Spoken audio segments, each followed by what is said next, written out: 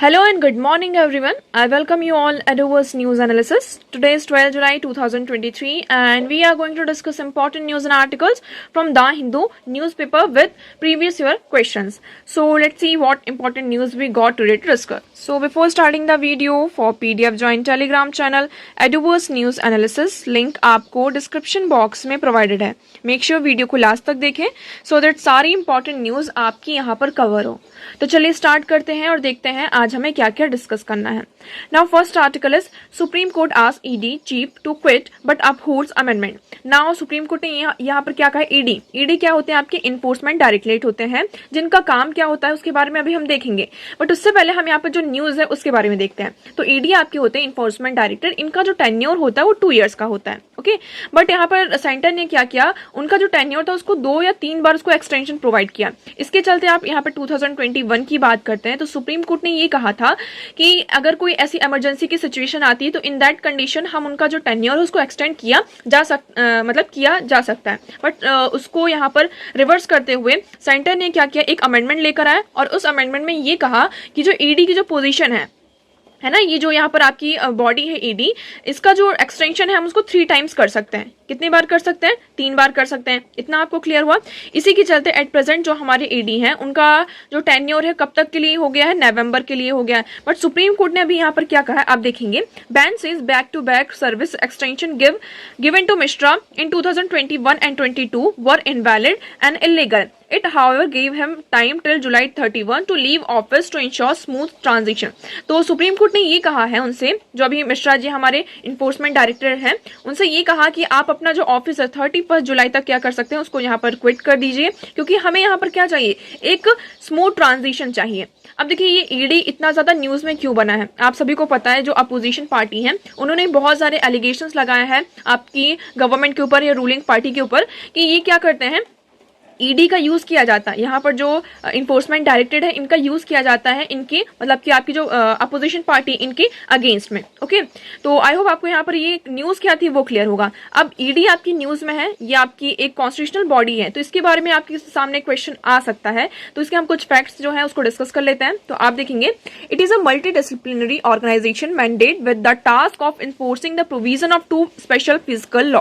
यहाँ पर हमारे इनका जो मेन टास्क क्या है, हमारे 2 स्पेशल फिजिकल लॉज हैं. क्या क्या है? एक आपका foreign exchange management act 1999 FEMA act जिसको हम कहते हैं. Second is prevention of money laundering act 2002.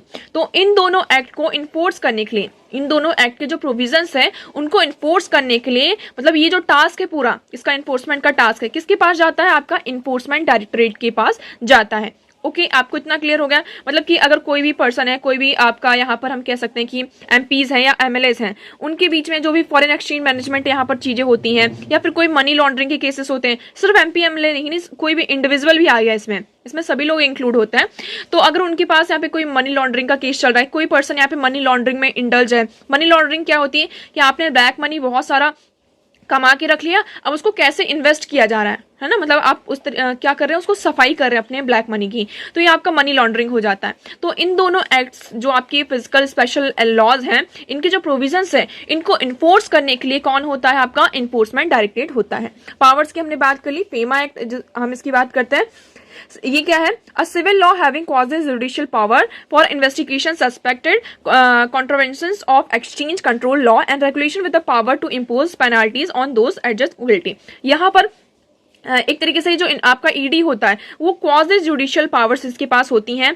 तो यहाँ पर ये क्या कर सकते हैं, जो भी अगर मतलब कि पेनाल्टीज वगैरह इंपोज कर सकते हैं. पूरी इन्वेस्टिगेशन का पूरा काम किसके पास होता है? ईडी के पास होता है. कंपोजिशन की बात कर लेते हैं तो ये आपके लिए यहाँ पर इंपॉर्टेंट हो जाता है. ये पार्ट ऑफ किसका पार्ट है? आपका डिपार्टमेंट ऑफ रेवेन्यू का एंड मिनिस्ट्री ऑफ फाइनेंस का. Beside directly recruitment personal the directorate also draw officers from different investigating agencies. यहाँ पर आपके तो एक डायरेक्टरेट होते हैं, उसके बाद जो अदर ऑफिसर्स होते हैं, तो आपकी जो डिफरेंट इन्वेस्टिगेटिंग एजेंसीज होती हैं उनसे क्या किया जाता है? अदर ऑफिसर्स को रिक्रूट किया जाता है. Customs and central exercise, income tax, police etcetera on deputation. तो यहाँ पर जैसे कि आप कह सकते हैं कस्टम्स है, सेंट्रल एक्सरसाइज, इनकम टैक्स है, पुलिस है, इनसे भी क्या कर लिए जाते हैं? जो ऑफिसर्स होते हैं इनको रिक्रूट किया जाता है. आप हिस्टोरिकल बैकग्राउंड देख सकते हैं। The origin of this directorate goes back to 1 May 1956 when the enforcement unit was formed. यहाँ पर 1 मई 1956 को आपकी इन्फोर्समेंट यूनिट बनती है। Okay, in department of economic affairs, कहा आपके department of economic affairs, for handling exchange control laws violation under foreign exchange regulation act 1947। यहाँ पर हमारा फेरा एक्ट था 1947 का, फॉरेन एक्सचेंज रेगुलेशन एक्ट। तो यहाँ पर उन लॉज का क्या किया जा रहा था, बहुत ज्यादा वॉल्यूशन हो रहा था। तो उनको हैंडल करने के लिए क्या होता है, आपकी एक इन्फोर्समेंट यूनिट बनती है कब, 1 मई 1956 को। ओके, उसके बाद हम देखते हैं in the year 1957 the unit was renamed enforcement direct. उसके बाद 1956 को ये यूनिट बनती है एंड 1957 इसका जो नाम होता है उसको रीनेम किया जाता है। मतलब पहले ये क्या था, आपका इन्फोर्समेंट यूनिट थी, उसके बाद इसकी रीनेमिंग की जाती है और इसका नाम क्या हो जाता है, इन्फोर्समेंट डायरेक्टरेट। ओके, इतना आपको यहाँ पर क्लियर हुआ। तो इसमें सब इतनी ही इंपॉर्टेंट चीज थी। आई होप आपको ये सारी चीजें अब क्लियर होंगी। अब आगे की न्यूज को डिस्कस करने से पहले हम यहाँ पर हमारा क्वेश्चन जो कल का था उसे डिस्कस करते हैं, बाकी एनालिसिस पर हम उसके बाद कंटिन्यू करेंगे। तो हमारा कल का क्वेश्चन क्या था, यहाँ पर कई लोगों ने आंसर किया था, कुछ लोगों के सही थे, कुछ लोगों के गलत थे, बट कोई बात नहीं, एटलीस्ट आपने ट्राई तो किया। इसी तरीके से आपको ज्यादा से ज्यादा पार्टिसिपेट करना है।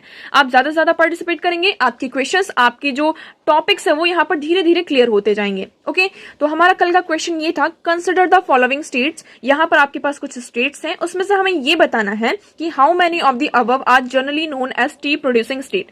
यहाँ पर हमें उन स्टेट्स के नाम बताने हैं कि जो यहाँ पर टी प्रोड्यूस करते हैं, मतलब कि कौन कौन से स्टेट्स हैं जो यहाँ पर टी प्रोड्यूस करते हैं। आपके पास ऑप्शन थे आंध्र प्रदेश, केरला, हिमाचल प्रदेश एंड त्रिपुरा। तो अभी भी आप क्या कर सकते हैं, वीडियो को पॉज करें, जो लोग अभी प्रेजेंट में इस वीडियो को देख रहे हैं तो वीडियो को पॉज करें, क्वेश्चन को एक बार रीड करें अच्छे से और कमेंट सेक्शन में इस क्वेश्चन का आंसर करेंगे। ओके, तो मैं उम्मीद करती हूँ यहाँ पर लोगों ने आंसर किया होगा। तो आपके पास देखिए, पहले हम इसकी पूरी इन्फॉर्मेशन ले लेते हैं। यहाँ पर क्या है आपका, as per the tea board under the ministry of commerce and industry. ये आपका टी बोर्ड किसके अंदर आता है, ministry of commerce and industry. ये आपको इतना याद रखना है, ये पहला पॉइंट हुआ। दूसरी बात, Assam, West Bengal, Tamil Nadu, Himachal Pradesh, Tripura, Kerala and Karnataka are the states generally known as tea producing states. तो यहाँ पर आपके कितने स्टेट्स हो गए, आसाम, वेस्ट बंगाल, तमिलनाडु, हिमाचल प्रदेश, त्रिपुरा, केरला, कर्नाटका। तो ये आपके यहाँ पर क्या है, जनरली इनको टी प्रोड्यूसिंग स्टेट्स के नाम से जाना जाता है। अब हमारे ऑप्शन में आप देखेंगे आंध्र प्रदेश है आपका। ओके, तो आपका आंध्र प्रदेश हमारे इस लिस्ट में नहीं है, तो ये आपका फर्स्ट ऑप्शन गलत हो जाता है। सेकंड क्या है आपका, केरल। ओके, ये हमारी लिस्ट में है। हिमाचल प्रदेश भी हमारी लिस्ट में है एंड त्रिपुरा। तो यहाँ पर आपके 3 स्टेट्स हैं, तो आपका राइट ऑप्शन होता है ऑप्शन सी, ओनली 3 स्टेट्स। तो ओनली 3 स्टेट्स हैं जिन्हें हम टी प्रोड्यूसिंग स्टेट्स के नाम से जनरली जानते हैं। ओके, तो आई होप आपको यहाँ पर क्लियर होगा।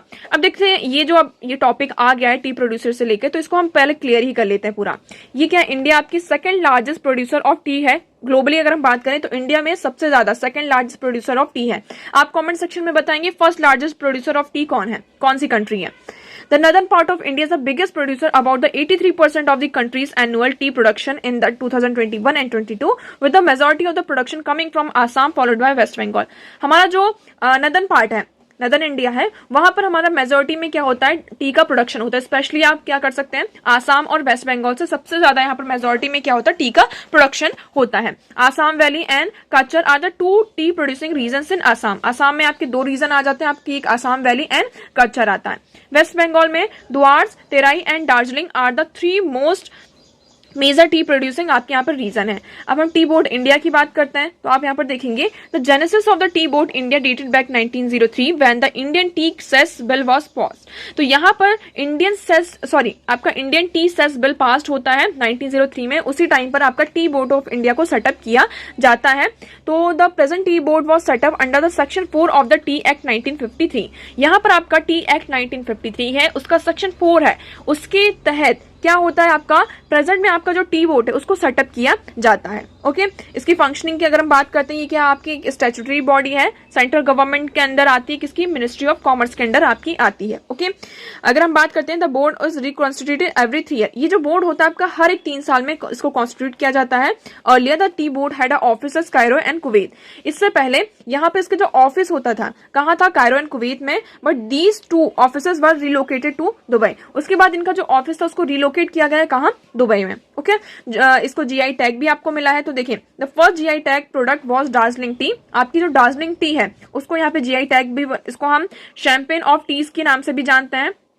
Okay, due to its floral aroma, green and white tea and the other 2 Darjeeling T variety also have GI tags। तो हमारी जो दार्जिलिंग टी है उनको GI टैग भी आपको मिला हुआ है। तो आई होप आपको यहाँ पर ये पूरा क्लियर होगा। नेक्स्ट मूव करते हैं। अब नेक्स्ट क्वेश्चन है हमारा, कंसिडर द फॉलोइंग स्टेटमेंट।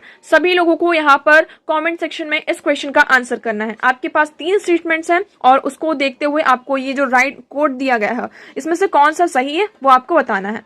क्या क्या स्टेटमेंट है आपके पास? In India Himalayas are spread over 5 states only. क्या हिमालयस यहाँ पर सिर्फ जो आपके इंडिया के 5 स्टेट्स है वहां पर स्प्रेड है? क्या ये ऑप्शन आपका, क्या ये स्टेटमेंट राइट है या रॉन्ग है? सेकंड स्टेटमेंट आपकी क्या है? Western Ghats are spread over 5 states only. क्या आपके वेस्टर्न घाट 5 स्टेट्स में यहाँ पर स्प्रेड है? Pulicat lake is spread over 2 states only. तो इसमें से कौन से ऑप्शन आपके सही हैं, कौन से गलत हैं, मतलब कि कौन से स्टेटमेंट आपके राइट हैं और कौन से स्टेटमेंट यहाँ पर राइट नहीं है, वो आप लोगों को कमेंट सेक्शन में बताना है। इसका आंसर मैं आप लोगों को कल बताऊंगी। तो पहला स्टेटमेंट क्या है आपका कि हिमालय कितने स्टेट्स में यहाँ पर स्प्रेड है? क्या सिर्फ 5 स्टेट्स में या फिर उससे भी ज्यादा? वेस्टर्न घाट्स यहाँ पे क्या ओनली 5 स्टेट्स में स्प्रेड है या फिर उससे भी ज्यादा?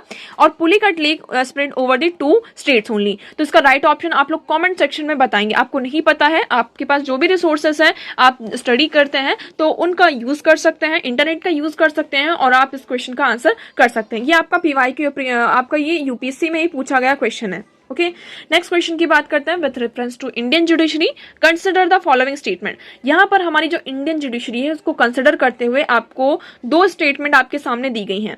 अब इसमें से कौन से स्टेटमेंट सही है और कौन से स्टेटमेंट आपकी गलत है ये आप लोगों को बताना है।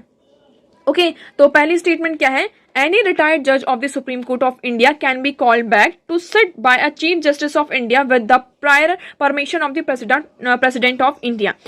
कोई भी अगर सुप्रीम कोर्ट का रिटायर्ड जज है, ठीक है, और अगर मान लीजिए चीफ जस्टिस ऑफ इंडिया की जो आपकी पोजीशन है, जो पोस्ट है वो अभी वैकेट पड़ी हुई है, खाली है, तो इस कंडीशन में क्या हम रिटायर्ड जो सुप्रीम कोर्ट के जज हैं उनको यहाँ पर प्रेसिडेंट की परमिशन के साथ क्या उन्हें हम चीफ जस्टिस ऑफ इंडिया के लिए मतलब उन्हें बना सकते हैं या नहीं बना सकते? ये पहला स्टेटमेंट है। क्या ये स्टेटमेंट सही है या गलत है ये आप लोगों को बताना है। सेकंड स्टेटमेंट क्या है? A high court in India has a power to review its own judgment. क्या जैसे कि सुप्रीम कोर्ट के पास यहाँ पर पावर होती है कि वो अपने ही जजमेंट्स का क्या करते रहते हैं, रिव्यू करते रहते हैं, क्या उसी तरीके की पावर हाई कोर्ट के पास है कि वो अपना जो उनका जो डिसीजन है उसको रिव्यू कर ले? तो आप लोगों को ये बताना है क्या ये दोनों स्टेटमेंट सही है या गलत है। आपके पास यहाँ पर ऑप्शन दिए गए हैं। ओके, नेक्स्ट हमारा क्वेश्चन है with reference to tea board in India consider the following statement. ये आपका 2022 का ही क्वेश्चन है। ओके, तो अभी हमने टी बोर्ड इंडिया के बारे में पढ़ा है और उसको देखते हुए आपको ये जो आपके पास ऑप्शन है उनको बताना है। तो आप वीडियो को पॉज करेंगे, क्वेश्चन को रीड करेंगे और उसके बाद कमेंट सेक्शन में इस क्वेश्चन का आंसर करेंगे। आपके पास ऑप्शन क्या क्या है? The tea board is a statutory body. क्या टी बोर्ड आपकी एक स्टैट्यूटरी बॉडी है? It is regulatory body attach to ministry of agriculture and farmers welfare. ये अभी हमने देखा कि टी जो आपका ये डिपार्टमेंट है वो किस मिनिस्ट्री के अंदर आता है। तो क्या ये स्टेटमेंट राइट है या रॉन्ग है? The T boards head office is situated in Bengaluru. क्या टी बोर्ड का जो हेड ऑफिस है बेंगलुरु में आपका यहाँ पे सिचुएटेड है? The board has overseas office at Dubai and Moscow. क्या बोर्ड ने अपना जो मतलब कि उसका जो ऑफिस है उसको दुबई और मॉस्को में ओवरसी किया है या नहीं किया? तो इसमें से कितने स्टेटमेंट आपके सही हैं, कौन कौन से सही हैं, ये आप लोगों को करेक्ट ऑप्शन कमेंट सेक्शन में बताना है। ओके, वीडियो के लास्ट में इसके आंसर आप लोगों को दिए जाएंगे। अब चलते बढ़ते हैं हमारी न्यूज की तरफ। अब हमारी नेक्स्ट न्यूज है आपकी GST council to impose 28% tax on online gaming firm. तो यहाँ पर क्या है, आप सभी कल से सुन रहे होंगे जीएसटी काउंसिल की यहाँ पर मीटिंग हुई है और उस मीटिंग में मतलब कि आपकी 50th मीटिंग हुई है। तो ये आपकी क्या है, कॉन्स्टिट्यूशनल बॉडी है। आप सभी को पता है यहाँ पे 101 आपकी जो कॉन्स्टिट्यूशनल अमेंडमेंट एक्ट होता है उसके अंडर आपकी goods and service tax council को स्टैब्लिश किया जाता है। जो यहाँ पर जो वेरियस आपके प्रोडक्ट्स हैं उन पर क्या किया जाता है, टैक्स लगाया जाता है। तो अभी हाल ही फिलहाल में ये कहा गया कि जो ऑनलाइन गेमिंग फर्म्स है जैसे कि गैम्बलिंग हो गया, बैटिंग हो गया, जो यहाँ पर सट्टा वगैरह ये सारी चीजें लगाते हैं, तो उन पर क्या किया जाएगा, 28% का टैक्स लगाया जाएगा। अब ये क्यों लगाया जा रहा है, कैसे लगाया जा रहा है, we don't know about that, but यहाँ पर ये कहा है कि हम क्या करेंगे, जीएसटी काउंसिल की जो मीटिंग हुई इसमें 28% टैक्स लगाने की बात की गई है। अब यहाँ से आपका निकल कर आ जाता है 20 मतलब जीएसटी काउंसिल ये क्या है, ये टॉपिक हमारे लिए निकल कर आता है। तो जीएसटी काउंसिल के बारे में आप देखेंगे आपका 101st अमेंडमेंट होता है 2016 में एंड 102nd अमेंडमेंट बिल है आपका pave the way of implementation of GST. GST council is a joint forum of centre and the state under article 279A of the constitution. तो ये किस आर्टिकल के under आता है, आपका आर्टिकल 279A के अंदर आता है। ठीक है, यहाँ पर आर्टिकल 279A क्या करता है, gives the president the authority to appoint GST council by executive order. यहाँ पर आपके जो प्रेसिडेंट होते हैं उनके पास अथॉरिटी है कि वो क्या करते हैं, जीएसटी काउंसिल को अपॉइंट किया जाता है। तो आपको ये याद रखना है इसकी अथॉरिटी किसके पास है, प्रेसिडेंट के पास है, ना कि प्राइम मिनिस्टर के पास है। तो आपको ये ऑप्शन अगर फॉर एग्जांपल कभी आ जाता है कि इसकी जो अथॉरिटी है जीएसटी काउंसिल को अपॉइंट करने की, तो ये क्या होती है, आपकी अथॉरिटी किसके पास है, प्रेसिडेंट के पास है, उनके एग्जीक्यूटिव ऑर्डर के साथ। ओके, इसमें हम मेंबर्स कौन कौन से होते हैं, तो हम बात करेंगे हमारी जो यूनियन फाइनेंस मिनिस्टर होती हैं उनके चेयरपर्सन होते हैं, और उसके साथ साथ आपकी जो यूनियन मिनिस्टर ऑफ स्टेट्स होते हैं और वेरियस यूटीज के जो भी फाइनेंस मिनिस्टर्स होते हैं वो इसके यहाँ पर पार्ट होते हैं। ओके, तो आई होप आपको जीएसटी काउंसिल से रिलेटेड सारी चीजें क्लियर होंगी। नेक्स्ट मूव करते हैं। नाउ नेक्स्ट आपका आर्टिकल है एडिटोरियल सेक्शन में आए। यहाँ पर आप देखेंगे आपका पहला आर्टिकल है demographic transition and change in women's life. यहाँ पर आपका क्या है, कल आपकी वर्ल्ड पॉपुलेशन डे थी, आप सभी को पता है 11 जुलाई को हम वर्ल्ड पॉपुलेशन डे के रूप में सेलिब्रेट करते हैं। अब यहाँ पे इंडिया की जो जर्नी है, डेमोग्राफिक जर्नी है, उसके बारे में बातचीत की गई है इस आर्टिकल में पूरे, बट इसमें स्पेशली जो विमेन्स हैं उनका पर्सपेक्टिव रखा गया है। सो इस आर्टिकल में मेनली विमेन्स के बारे में डिस्कस किया गया है कि किस तरीके से जो डेमोग्राफिक जर्नी है उसने विमेन की लाइफ में क्या क्या इम्पैक्ट डाले हैं। अब अगर हम बात करते हैं, आप देखिए इंडियाज पॉपुलेशन जो ग्रो हुई, मतलब कि उसमें जो आपका ग्रोथ देखने को मिली है इंडिपेंडेंस के बाद से, आप देखेंगे कितना हो चुका है 340 मिलियन से यहाँ पर ये कितना हो गया है 1.4 बिलियन हो चुका है। ओके, तो यहाँ पर क्या हो रही है, कंटिन्यूसली आपकी पॉपुलेशन की ग्रोथ हो रही है, बट इसमें यहाँ पर हम विमेन्स को देखते हैं। तो जो डेमोग्राफिक ट्रांजिशन हुआ है उसने विमेन्स की लाइफ में क्या क्या चेंजेस लाए हैं। अब कैसे चेंजेस लाए हैं, जैसे कि हम बात करते हैं कि आपकी जो टोटल फर्टिलिटी रेट होती है, यहाँ पर जो फैमिली में ट्रांजिशंस हो रहे हैं। अब हम पहले बात करते थे, अगर हम पहले के टाइम पर देखेंगे, आप यहाँ पर 90s की बात करेंगे, 1980s की, 1950s के टाइम पर जब हम बात करते हैं तो हम यहाँ पे पॉपुलेशन कंट्रोल की बात करते हैं। किसकी बात करते हैं, यहाँ पर पॉपुलेशन कंट्रोल की बात करते हैं। तो मतलब पहले अगर आपके पास 4 से 5 बच्चे होते थे, 6 बच्चे होते थे, 7 बच्चे होते थे, अब यहाँ पर आपकी क्या पॉलिसी आ गई कि हर एक फैमिली में सिर्फ टू चाइल्ड पॉलिसी आ गई कि बच्चा कैसा होना चाहिए, सिर्फ 2 ही बच्चे होने चाहिए। तो देखिए यहाँ पर जो ये पॉलिसी आई है इसने भी क्या बहुत ज्यादा इम्पैक्ट डाला है किसकी, विमेन्स की लाइफ में। कैसे कि ज्यादा जो प्रेफरेंस होती है आपकी किसको दी जाती है, बॉय चाइल्ड पर दी जाती है। क्योंकि आपका क्या होता है कि एक तरीके से ये होता है कि ओल्ड एज में हम किस पर डिपेंड रहेंगे, पहले तो आप अपने हस्बैंड पर डिपेंड रहते हैं, उसके बाद आपका जो बेटा होता है उसके ऊपर यहाँ पर डिपेंडेंस होती है, आपका जो सन होता है उसके यहाँ पर डिपेंड रहता है। इसलिए यहाँ पर जैसे कि जो 2 चाइल्ड पॉलिसी नॉर्म्स आया है, तो इसके कारण क्या हुआ, आपने देखा होगा सेलेक्टिव यहाँ पर आपका एबॉर्शन भी देखने को मिला। पहला पॉइंट ये आ जाता है कि देखिए इसको हम फिर से समझते हैं कि हम यहाँ पर क्या कर रहे हैं, आपका डेमोग्राफिक चेंज हो रहा है, डेमोग्राफिक चेंज हो रहा है जिसके कारण हमने बात करी किसकी, पॉपुलेशन कंट्रोल की। पॉपुलेशन कंट्रोल कैसे होगी, आपके यहाँ पर वेरियस चाइल्ड पॉलिसीज लेकर आए गए कि हम पॉपुलेशन को कैसे कंट्रोल कर सकते हैं। पहले यहाँ पर हर एक फैमिली में आप देखते थे बहुत जनरल होता था कि आपके 5 से 6 बच्चे होते थे, बट अब हमने क्या कर दिया कि हम 2 चाइल्ड पॉलिसी लेकर आए कि हर एक फैमिली में सिर्फ 2 बच्चे ही होने चाहिए। इससे क्या हुआ, इम्पैक्ट पड़ा किसको, प्रेफरेंस दी जाने लगी बॉयज को कि यहाँ पर बॉयज होना चाहिए। क्योंकि जब आपका ओल्ड एज टाइम आएगा, अगर आपका हस्बैंड यहाँ पर नहीं होता है तो उस टाइम पर आपकी जो केयर है वो कौन करेगा, आपका जो बेटा होगा, सन होगा, वो करेगा। ठीक है, तो इससे यहाँ पर क्या आपका बड़ा जो अबॉर्शन होता है, हम बात करते हैं किसकी, जो अबॉर्शन की, तो मेनली यहाँ पे जो स्पेसिफिकली विमेन जो चाइल्ड है, मतलब कि जो गर्ल चाइल्ड है, उनका यहाँ पर क्या करने लगा, अबॉर्शन होने लगा। पहला पॉइंट ही आपका आ जाता है। दूसरी हम बात करते हैं किसकी, कि पहले के टाइम पर क्या होता था, जो डिसीजन मेकिंग का ये जो पूरा आपका पार्ट आ जाता है किसके ऊपर रहता है, आपकी फैमिली के जो हेड होते हैं उनके ऊपर होता है। अब धीरे धीरे हम बात करें किसकी, जो हमारी लाइफ है उसमें भी आपको चेंजेस देखने को मिले। कैसे देखने को मिले, जैसे कि आपका जो लाइफस्टाइल है, मेडिकल मिरेकल्स इंडिया में इतने ज्यादा आ गए हैं, तो जो लाइफ एक्सपेक्टेंसी है वो भी आपकी इंक्रीज हुई है। मेल की अगर हम बात करते हैं तो पहले 1941 की अगर बात करते हैं तो आपकी जो लाइफ एक्सपेक्टेंसी थी वो कितनी थी, 56 ईयर्स तक थी। मतलब कि एक इंसान जो एक आदमी हो कितने साल तक जी सकता है, 56 ईयर्स तक वो जी सकता है। बट यहाँ पर हमने मेडिकल एडवांसमेंट की, बहुत सारी चीजें की, जिसके कारण जो आपकी लाइफ एक्सपेक्टेंसी है वो कितनी आज बढ़कर होगी 69 ईयर और 65 ईयर्स तक बढ़कर हो चुकी है। ठीक है, आगे ये भी कहा जा रहा है कि 2050 तक ये जो लाइफ एक्सपेक्टेंसी है वो यहाँ पर 75 ईयर्स तक भी क्या हो सकती है, इंक्रीज हो सकती है due to medical miracles. Okay, तो यहाँ पर एक तरीके से क्या होता है, अब देखिए आप ज्यादा जी रहे हैं तो इससे क्या होगा, एक तरीके से आपको ओल्ड एज में किसी ना किसी पर्सन के ऊपर डिपेंड रहना होगा।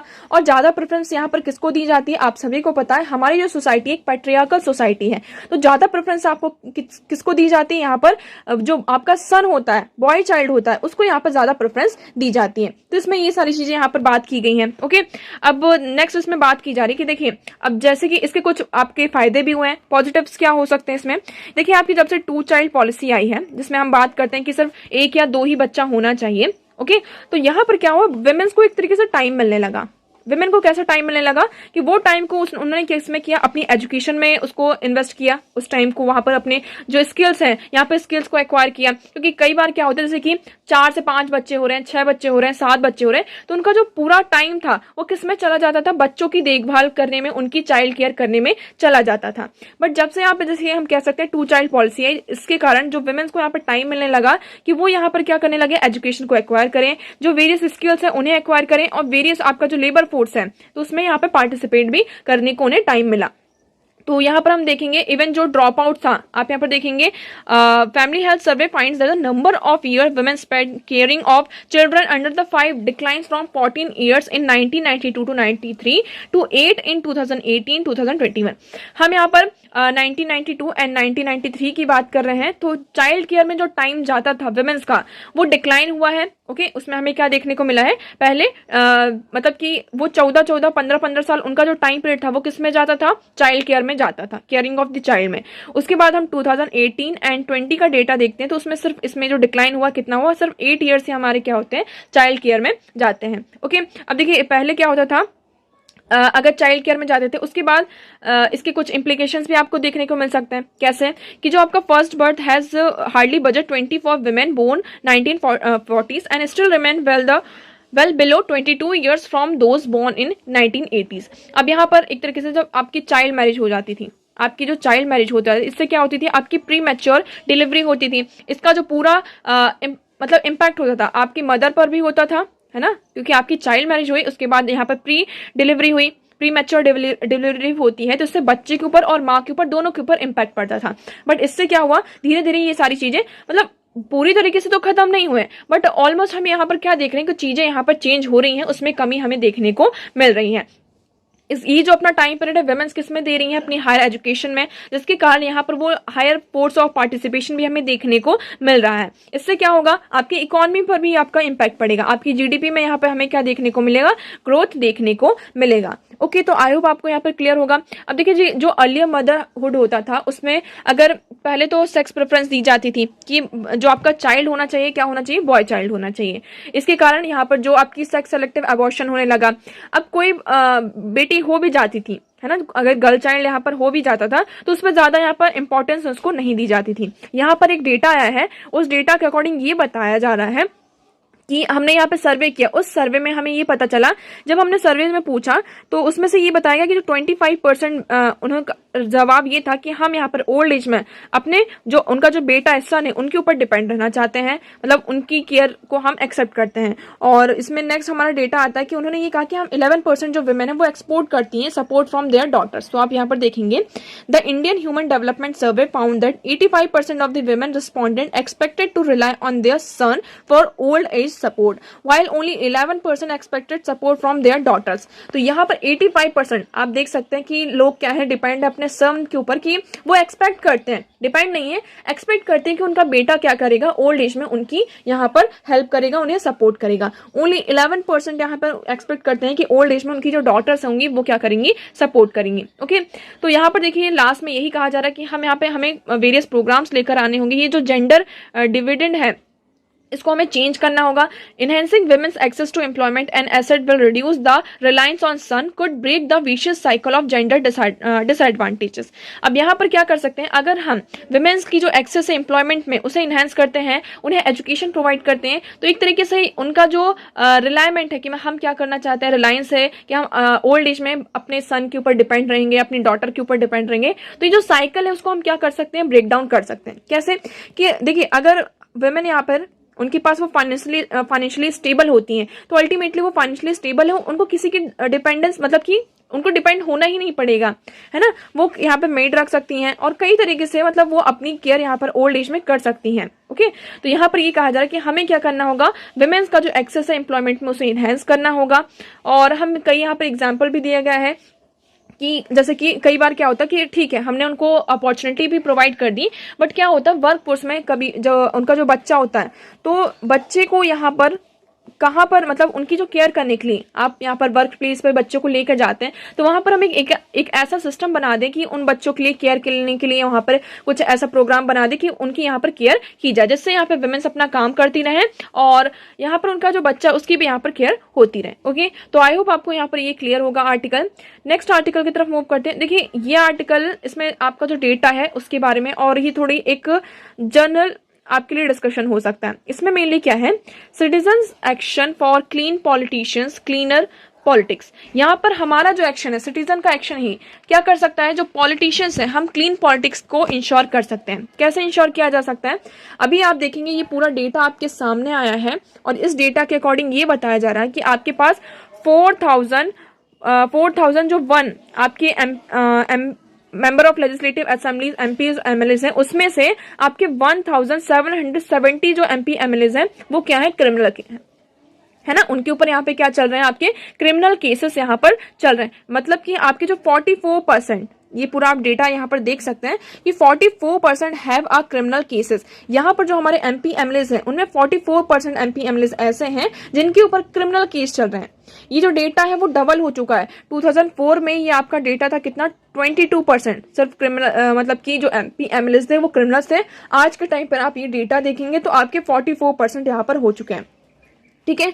और जैसे ये भी कई बार ये कहा जाता है, जो आपके जो पॉलिटिशियंस होते हैं ये कहते हैं कि हम ये पॉलिटिकल स्फीयर में हैं, इसलिए उनके ऊपर ये जो झूठे एलिगेशंस लगाए जाते हैं कई बार, क्योंकि उनकी जो उनको डिफेम करने की कोशिश की जाती है, इसलिए उनके ऊपर ये केसेस दर्ज किए जाते हैं और वो किए जाते हैं। बट यहाँ पर अगर आप डिगिंग करेंगे, क्योंकि क्या होता है कोई भी जब केस होता है तो उसकी एफआईआर होती है, एफआईआर के बाद यहाँ पर चार्जशीट फाइल होती है। तो उस चार्जशीट में अगर आप देखेंगे तो पूरी इन्वेस्टिगेशन होती है और कहीं ना कहीं से कुछ एविडेंसेस यहाँ पर इंक्लूड होते हैं। अगर आप उन एविडेंसेस को देखेंगे तो यहाँ पर ये पता चलता है कि कुछ केसेस ऐसे हैं, मतलब कुछ जो एमपी एमएलएज हैं ऐसे केसेस हैं जिनको यहाँ पे 5 ईयर और उससे ज्यादा की भी मतलब यहाँ पर आपकी सजा का प्रोविजन है, पनिशमेंट का प्रोविजन है। तो आप देख सकते हैं कि हमारी पॉलिटिक्स में ही यहाँ पर अगर क्रिमिनल्स हैं तो हम यहाँ पर अच्छी जो क्लीन पॉलिटिक्स है उसको कैसे इंश्योर कर सकते हैं। कई बार हमें पता भी होता है, आप यहाँ पर देखेंगे कई बार हमें बहुत पता भी होता है कि जो पर्टिकुलर पर्सन है ये इसके ऊपर क्रिमिनल केस चल रहा है, इसके ऊपर ये चार्जेस हैं, बस स्टिल हम क्या करते हैं उस पर्सन को यहाँ पे वोट करते हैं। क्यों करते हैं, इसका रीजन क्या क्या हो सकता है। आप पहला क्या देखते हैं कि वो हमारी कास्ट से है, सबसे बड़ा जो फैक्टर आता है ना आपका कास्ट का आता है। फिर सेकेंड फैक्टर आ जाता है कि ये हमारे रीजन से है, ठीक है। तो अगर आपका रिप्रेजेंटेटिव यहाँ पे क्लीन नहीं होगा तो आप यहाँ पर मतलब कि क्लीन डेमोक्रेसी की कैसे बात कर सकते हैं, है ना। तो अगर यहाँ पर हमें एक क्लीन डेमोक्रेसी चाहिए, है ना, उसके लिए हमें क्या करना होगा, हमारे जो पॉलिटिशियंस हैं वो भी क्लीन होने चाहिए। ओके, पहले तो ये डेटा हमारे सामने आता भी नहीं था, फिर सुप्रीम कोर्ट ने यहाँ पे कई बार डिमांड करी कि हम ये जितने भी क्रिमिनल एमपीज एमएलएज हैं उनका डेटा सामने रखा जाए। उसके बाद से ये जो डेटा है आपके सामने रखा गया है। ओके, तो आई होप आप ये आर्टिकल, इसमें इतना ज्यादा कुछ भी इंपॉर्टेंट फैक्ट नहीं, हाँ ये जो डेटा आपको यहाँ पर ये दिया गया है इसको आप यूज कर सकते हैं। ओके, कि अगर हमें यहाँ पर एक क्लीन डेमोक्रेसी की बात करते हैं तो उसके लिए हमें यहाँ पर क्या चाहिए, आपके जो पॉलिटिशियंस हैं, हमारे जो रिप्रेजेंटेटिव्स होने चाहिए वो कैसे होने चाहिए, क्लीन होने चाहिए। ओके, नेक्स्ट हम मूव करते हैं अब हमारे नेक्स्ट आर्टिकल की तरफ। तो हमारा नेक्स्ट आर्टिकल है नॉर्थ इंडियाज मॉनसून में है। तो आप सभी देख रहे हैं कि दिल्ली, आपका यहाँ पे दिल्ली हो गया। नॉर्थ इंडिया की बात करें तो यहाँ पे आपका दिल्ली आ जाता है, हिमाचल प्रदेश, उत्तराखंड, है ना। तो यहाँ पर आपका क्या हो रहा है, बहुत ज्यादा बारिश हो रही है। आपने यहाँ पर ये जो ऐसा मानसून का जो इम्पैक्ट है, ये जो मानसून हम देख रहे हैं, तो ये कई बहुत सालों बाद ये हम ऐसा इम्पैक्ट देखने को हमें मिल रहा है, मतलब ऐसा मानसून। इसका मेन रीजन क्या है, मतलब कि आपके घर के घर बहे जा रहे हैं, इतना ज्यादा जो फ्लडिंग वाला जो पूरी सिचुएशन यहाँ पर हो रही है, इतना ज्यादा डैमेज हो रहा है, इसका मेन रीजन क्या है ना। क्या ये प्रेडिक्टेड नहीं था, इसकी फोरकास्टिंग नहीं की गई थी? तो ऐसा कुछ भी नहीं, इसकी फोरकास्टिंग की गई थी। इसका जो मेन रीजन है, अगर आप देखेंगे, सबसे बड़ा आपका जो रीजन है क्या है, ग्लोबल वार्मिंग। हम इसको समझते हैं ग्लोबल वार्मिंग इतना ज्यादा मानसून क्यों लेकर आ रहा है, ठीक है। तो देखिए जून की अगर हम बात करें तो वहां पे जून में इतनी रेनफॉल नहीं हुई थी जितनी यहाँ पर होनी चाहिए, और उससे डबल यहाँ पर आपकी रेनफॉल दिखाई देती है जुलाई में। इसका मेन रीजन, सबसे पहले हम ग्लोबल वार्मिंग की बात करते हैं। ग्लोबल वार्मिंग हो रही है, मतलब आपका जो टेम्परेचर है वो यहाँ पर इंक्रीज हो रहा है। टेम्परेचर इंक्रीज हो रहा है, इट मीन्स आपका जो टेम्परेचर इंक्रीज हुआ तो वाटर जो है आपकी वाटर बॉडीज है वहां से प्रेसिपिटेशन बहुत ज्यादा हो रहा होगा, है ना। ग्लोबल वार्मिंग हो रही है तो आपका जो टेम्परेचर है वो हाई हो रहा है। इट मीन्स आपका जो प्रेसिपिटेशन है वो बहुत ज्यादा हो रहा है। प्रेसिपिटेशन आपका ज्यादा हो रहा है, इसका मतलब क्या हुआ कि आपका जो क्लाउड फॉर्मेशन है वो ज्यादा हो रहा है, और जब क्लाउड का फॉर्मेशन ज्यादा होता है तो आप सभी को पता है उसके बाद क्या होता है, यहाँ पर रेनफॉल होता है। ओके, तो आपको आई होप ये पहला रीजन बहुत ज्यादा क्लियर होगा। अब इंडिया में जो नॉर्थ इंडिया है वहां पर इतना ज्यादा हमें मानसून क्यों देखने को मिल रहा है, तो यहाँ पर आपकी दो चीजें आ गई हैं। पहला क्या है, एक तो आपका मानसून है और उसके साथ एक हम कहते हैं इसको वेस्टर्न डिस्टर्बेंस। ये दोनों आपस में क्या हो गए हैं, मिक्स हो गए हैं, प्लस हो गए हैं, जिसके कारण हमें ये हैवी रेनफॉल देखने को मिल रहा है कहाँ, नॉर्थ इंडिया में। अब हम बात करते हैं व्हाट इज वेस्टर्न डिस्टर्बेंस। ये वेस्टर्न डिस्टर्बेंस क्या होता है, तो वेस्टर्न डिस्टर्बेंस की बात करते हैं is an extra tropical storm originating in the Mediterranean region that brings sudden winter rain to northern parts of Indian subcontinent, which extend as east as up to northern parts of the Bangladesh and south eastern Nepal. अब यहाँ पर हम देखिए आपका जो ये Mediterranean reason है, हम यहाँ पे मेडिटेरियन सी की बात करते हैं, ये आपका मेडिटेरियन सी है। यहाँ पर क्या होता है, आपका टेम्परेचर राइज होता है, और टेम्परेचर यहाँ पर जब राइज होता है ना, तो एक तरीके से यहाँ पे लो प्रेशर एरिया क्रिएट हो जाता है। यहाँ पर जो एयर होती है वो ऊपर की तरफ उठती है, तो यहाँ पर एक क्या होता है, एक लो प्रेशर एरिया क्रिएट हो जाता है। और ये क्या होती है, ये जो लो प्रेशर एरिया जो क्रिएट हुई, जो विंड्स हैं, तो यहाँ पे जो आपकी वेस्टर्लीज होती हैं, जो वेस्टर्न जेट्स होती हैं, स्ट्रीम्स, वेस्टर्न जेट स्ट्रीम्स होती हैं, उनके साथ साथ यहाँ पे ये ट्रेवल करते हुए ईरान, पाकिस्तान, अफगानिस्तान से ट्रेवल करते हुए कहाँ पर आती हैं, आपकी इंडिया में आती हैं। अब इंडिया में आपकी जो माउंटेन्स वगैरह ये सारे यहाँ पर हो जाते हैं, तो ये जो वेस्टर्लीज है इनको अगर आगे बढ़ना चाहिए बट ये आगे नहीं बढ़ पाती हैं, इसके कारण यहाँ पे यहीं पे क्या होती है, आपकी रेन ड्रॉप होने लगती है, रेनफॉल होने लगती है। ठीक है, तो ये क्या हुआ, जो आपका वेस्टर्न डिस्टर्बेंस है, आपका मानसून का भी यहाँ पे चल रहा है, तो दोनों आपस में मिक्स हो गया है, जिसके कारण हमें यहाँ पर इतना ज्यादा हैवी रेनफॉल नॉर्थ इंडिया में देखने को मिल रहा है। तो आई होप आपको ये क्लियर होगा। ओके, और क्या क्या रीजन है हमने यहाँ पर देखा, वेस्टर्न डिस्टर्बेंस, बस मानसून, ग्लोबल वार्मिंग, आपकी यहाँ पे अर्बन प्लानिंग हो गई। आपके यहाँ पे जो अर्बन प्लानिंग है बहुत ही ज्यादा खराब एक तरीके से कह सकते हैं। आपका सीवेज सिस्टम, ड्रेनेज सिस्टम क्या है, हमने यहाँ पे सारी चीजों को कंक्रीट कर दिया है। सीवेज जो आपका ड्रेनेज सिस्टम है उसकी सफाई सही तरीके से नहीं होती, जिसमें वाटर लॉगिंग होती है।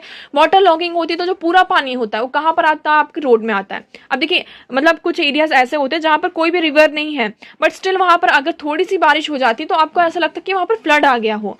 ऐसा क्यों होता है, क्योंकि आसपास का जो सीवेज सिस्टम और ड्रेनेज सिस्टम होता है वहां पर वाटर लॉगिंग हो जाती है, और वाटर लॉगिंग होने के साथ साथ जो पानी जिसको जहां जाना चाहिए वो वहां नहीं जा पाता है, और पूरा पानी आपका जो रोड होता है, आपकी जो सड़क होती है वहां पर आ जाता है। ठीक है, तो यहाँ पर जो ड्रेनेज सिस्टम, इसमें हमें प्रॉब्लम देखने को मिलती है। आपकी अर्बन प्लानिंग हो गया, loss of natural landscape, encroachment. अब इंक्रोचमेंट कैसे होता है, जैसे कि आपकी जो रिवर है, ये रिवर का फ्लो ऐसा हो रहा है। अब जैसे कि इसके आसपास का एरिया यहाँ पे खाली पड़ा है, तो यहाँ पर हमने क्या कर लिया, यहाँ पे सेटलमेंट कर लिया, हम यहाँ पर रहने लगे। ओके, तो इससे क्या हुआ, अब ये रिवर है, नेचर है, ये कभी भी अपना रुख जो है चेंज कर सकती है, बदल सकती है। यहाँ पर बहुत ज्यादा बारिश हुई, ये जो इसने रिवर है अपना जो पाथ उसको चेंज कर लिया, तो ये किसके इम्पैक्ट में आ गए, इस एरिया, मतलब कि इस रिवर के इसके इम्पैक्ट में आ गए। तो यहाँ पर ये सारे रीजंस हैं जिसकी वजह से नॉर्थ इंडिया में हमें इतनी ज्यादा हैवी रेनफॉल देखने को मिल रही है। इवन इस टाइम पे ये भी कहा गया कि आपका जो अरेबियन सी है और अटलांटिक ओशन है उसका जो टेम्परेचर है बहुत ज्यादा हाई है, जिसके कारण यहाँ पे जो एयर है वो वार्मर होती जा रही है, और हमें यहाँ पर जो ये नॉर्थ इंडिया में जो मानसून है ये देखने को मिल रहा है। ओके, तो आई होप आपको ये पूरा क्लियर होगा। नेक्स्ट मूव करते हैं। Now next article is 415 million Indians came out of multi-dimensional poverty in 15 years says UNDP study। यहाँ पर आपकी UNDP की स्टडी आई है, मतलब यूनाइटेड नेशनल डेवलपमेंट प्रोग्राम ने एक रिपोर्ट रिलीज की है। इस रिपोर्ट का नाम क्या है आपका, मल्टी डायमेंशनल पॉवर्टी इंडेक्स है। इसमें ये कहा गया है कि जो 415 मिलियन इंडियंस है वो जो आपकी पॉवर्टी लाइन है 15 सालों में, मतलब ये पूरा डेटा 15 सालों में ये बताया गया कि 415 मिलियन यहाँ पे जो इंडियंस है वो पॉवर्टी लाइन से क्या हो चुके हैं, बाहर आ चुके हैं।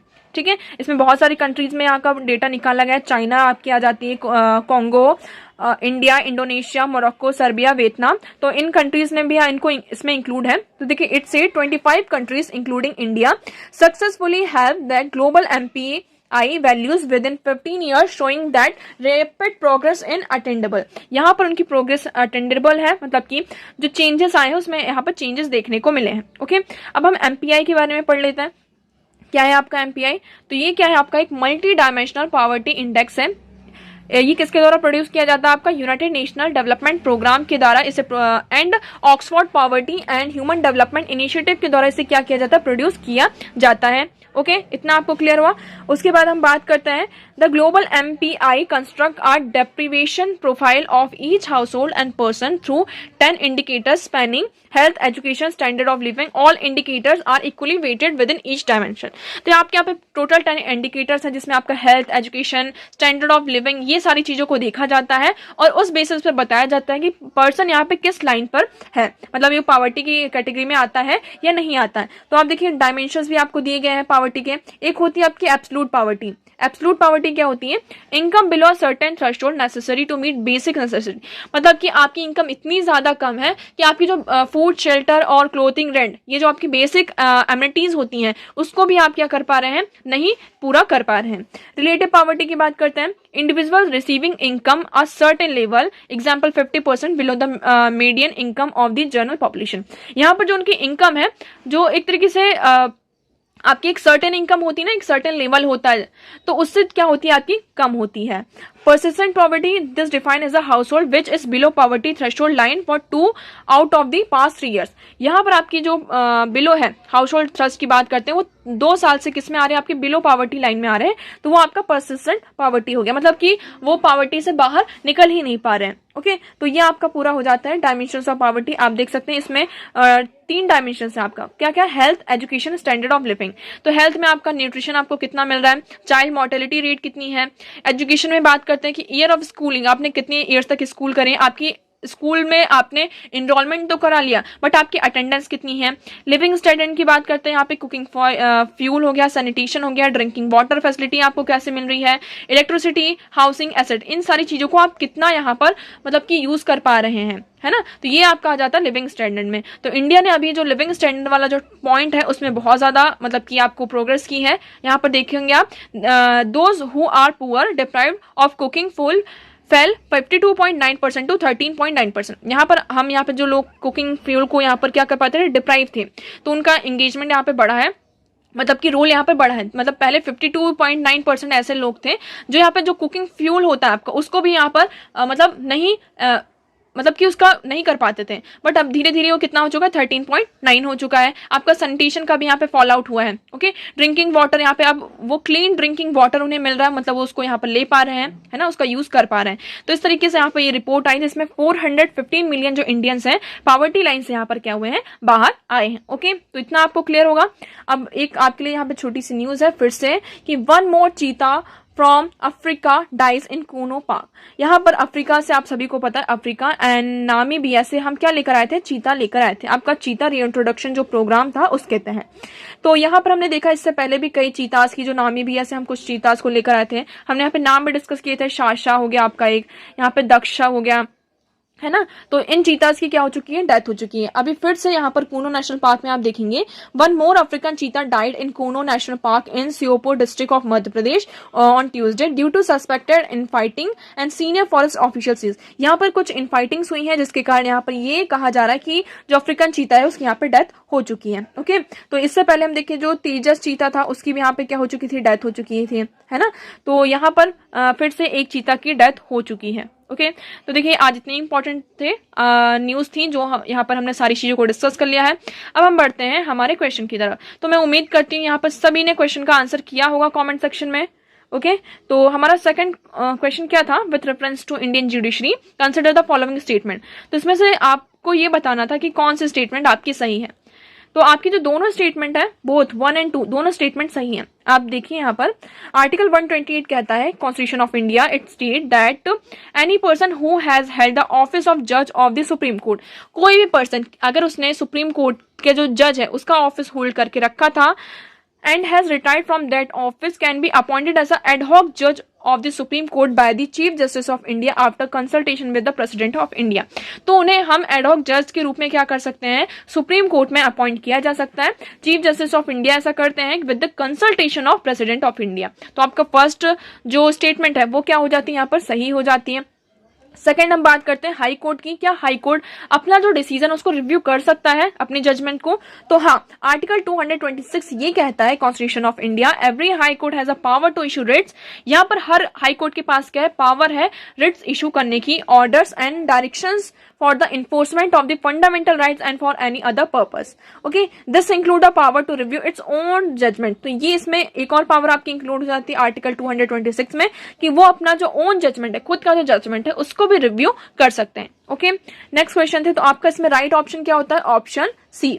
नेक्स्ट क्वेश्चन था हमने अभी डिस्कस किया, T board of is a statutory body. तो ये आपका ऑप्शन यहाँ पर सही हो जाता है। तो देखिए तो आपका इसमें ये जो आपका बी और सी ऑप्शन है इसमें फर्स्ट जो स्टेटमेंट है वो नहीं, तो मतलब ये दोनों स्टेटमेंट मतलब ऑप्शन आपके गलत हो गए। अब हमारा बचता है क्या, ऑप्शन नंबर ए और ऑप्शन डी। तो हम बात करते हैं ऑप्शन में third, the tea board had office situated in Bengaluru. तो ये आपका ऑप्शन गलत हो जाता है। The board has overseas office at Dubai and Moscow. तो ये जो फोर्थ स्टेटमेंट है वो आपकी सही होती है, इसलिए आपका राइट ऑप्शन होता है ऑप्शन डी। तो हमने इसको देखिए अभी पढ़ा था, यहाँ पर आप लोग यहाँ पर देखेंगे तो ये देखिए उन्होंने अपना जो ऑफिस है उसे रिलोकेट किया था दुबई में। ओके तो आई होप यहाँ पे सभी के आंसर सही होंगे, अगर नहीं भी थे तो कोई इशू नहीं है, हमने एटलीस्ट यहाँ पे सीखा तो। ओके तो चलिए आज इतना ही था हमारे लिए इंपॉर्टेंट। आई होप आपको सारी चीजें यहाँ पे क्लियर होंगी। अगर आपको कुछ डाउट होता है तो आप कमेंट सेक्शन में पूछ सकते हैं, और प्लीज वीडियो को लाइक करिएगा, और वीडियो कैसा लगा कमेंट सेक्शन में जरूर बताएगा। वीडियो को लाइक करना है, चैनल को सब्सक्राइब करना है। Okay so that's for all today. Thank you so much for discussion.